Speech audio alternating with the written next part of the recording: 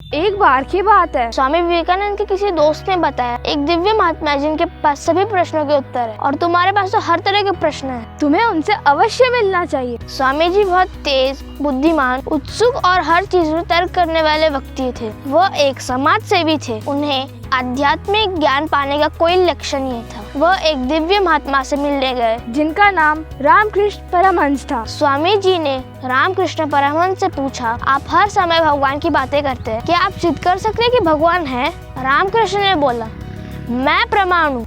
इस वाक्य ने स्वामी जी को पूरी तरह से तोड़ दिया। उन्हें एक विचित्र से अनुभूति हुई। वे इस प्रश्न के लिए एक बड़े से उत्तर की अपेक्षा कर रहे थे, लेकिन रामकृष्ण ने सिर्फ इतना कहा, मैं ही प्रमाण हूँ, मैं यहाँ हूँ तुम्हारा उत्तर। विवेकानंद ने और एक गलती की और पूछ लिया, जो कुछ भी है क्या मैं इसे महसूस कर सकता हूँ? रामकृष्ण ने कहा, क्या तुम में वह हिम्मत है? क्या इस अनुभव को तुम सह पाओगे? विवेकानंद हमेशा अपने साहस के लिए जाने जाते थे, लेकिन वो थोड़ा संकोच के साथ बोले, हाँ मैं देखना चाहता हूँ। रामकृष्ण ने अपने पैर आगे किया और स्वामी जी के सीने पे रख दिया। ऐसा होते ही स्वामी जी घंटों की समाधि में चले गए और जब वो उस मुद्रा से वापस आए तो अब उनके पास कोई सवाल नहीं था। उन्होंने कुछ ऐसा अनुभव किया जिसकी कल्पना उन्होंने सपने में भी नहीं की होगी। इसके बाद स्वामी जी रामकृष्ण के ज्ञान को सारी दुनिया में ले गए। स्वामी जी ने अपने जोशीले स्वभाव से सारी दुनिया को प्रेरित किया। उनकी मृत्यु मात्र 39 साल में हो गई, लेकिन इतने कम समय में उन्होंने बहुत से लोगों के मन में आग लगा दी और रामकृष्ण मिशन की स्थापना की, जो कि आज पूरे विश्व में है। स्वामी जी के संदेश से जुड़ी और एक कहानी, जब स्वामी जी के गुरु रामकृष्ण परमहंस ने समाधि ली, तब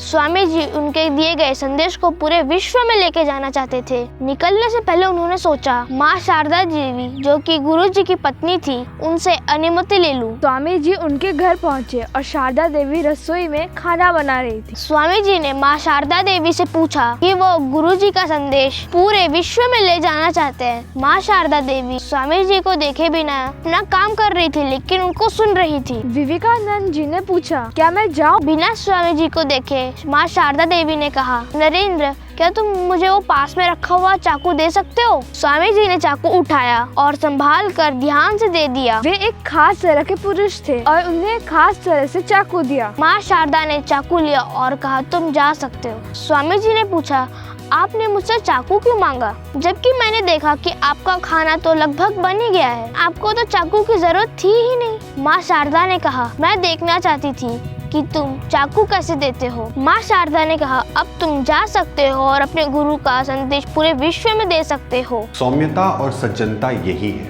ये हमें समझने की आवश्यकता है। इसलिए नहीं कि कोई हमें देख रहा है या फिर हम किसी निरीक्षण की स्थिति में हैं। आप कैसे चलते हैं, कैसे बात करते हैं, कैसे किसी को देखते हैं या अन्य व्यक्ति या पशु पक्षियों के साथ कैसा व्यवहार करते हैं, यह आपकी सौम्यता दर्शाता है। स्वामी विवेकानंद का जन्मदिन राष्ट्रीय युवा दिवस के रूप में मनाया जाता है। आपसे आज्ञा चाहूंगा, आप हमें अवश्य बताएं कि आपको हमारा यह प्रयास कैसा लगा।